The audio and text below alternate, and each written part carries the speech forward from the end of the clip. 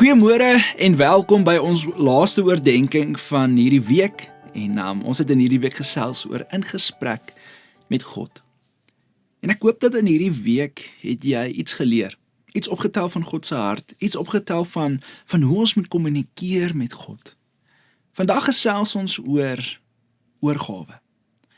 En ons teksgedeelte van vanoggend is Lukas 22 vers 42 wat sê: Vader, as U wil, neem hierdie beker van my af weg.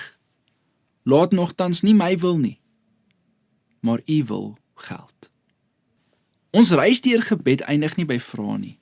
Dit eindig nie by emosies of selfs volharding nie. Dit eindig by oorgawe. Oorgawe is waarskynlik die moeilikste deel van gebed, want dit beteken dat ons God vertrou met die uitkoms. Selfs wanneer dit nie ooreenstem met wat ons wil hê nie. Want het is maklik om te bid, Here, seën my planne. Het is baie moeiliker om te bid, Here, verander my planne, as dit nie U wil is nie. Want Jesus wys vir ons die diepste vorm van gebed in die tuin van Getsemane. Hy is eerlik oor sy pyn, hy vra selfs of die beker by hom verby kan gaan, maar dan skuif hy sy fokus na nie my wil nie, maar U wil. En dis nie 'n gebed van oorgawe nie, dis 'n gebed van vertroue. Jesus gee nie moed op nie.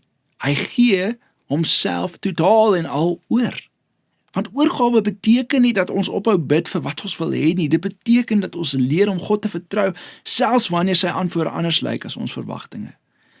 Dit beteken ons erken dat God se wysheid groter is as ons begeertes en sy pad beter is as wat ons kan verstaan. Want baie keer probeer ons gebed gebruik om God in ons planne in te trek.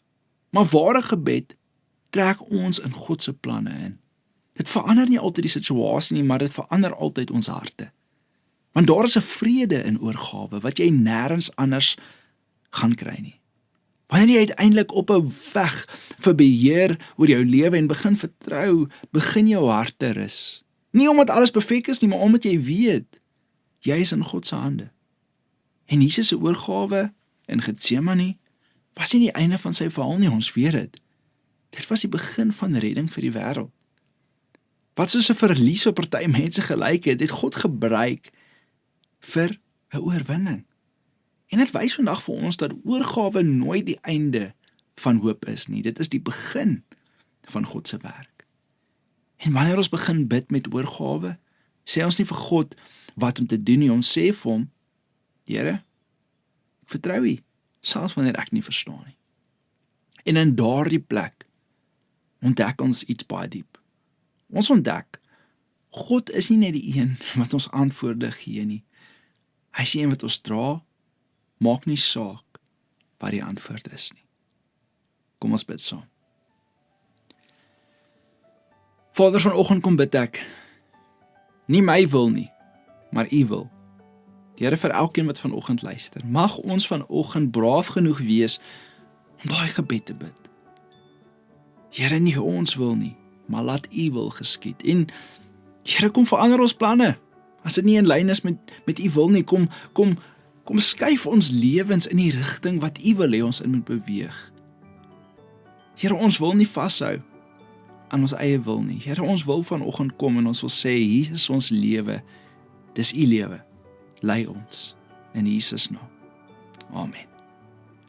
Ek wil vandag vir jou dankie sê. Dankie dat jy saam met my in hierdie week gereis het. Dankie dat jy elke oggend ingeskakel het. Dankie dat jy hierdie boodskappe deel. So help julle ons om die koninkryk van God hier op aarde te bou. Ek wil jou uitnooi, skakel môreoggend 9 uur in vir 'n aanlyn boodskap. As jy miskien in Alberton is, kom wees deel van ons diens by Alberton High School, ook 9 uur die oggend. Kom drink 'n lekker koffie saam met ons en dit sal so lekker wees om jou te ontmoet. Mag jy 'n wonderlike dag hê in Jesus naam. Amen.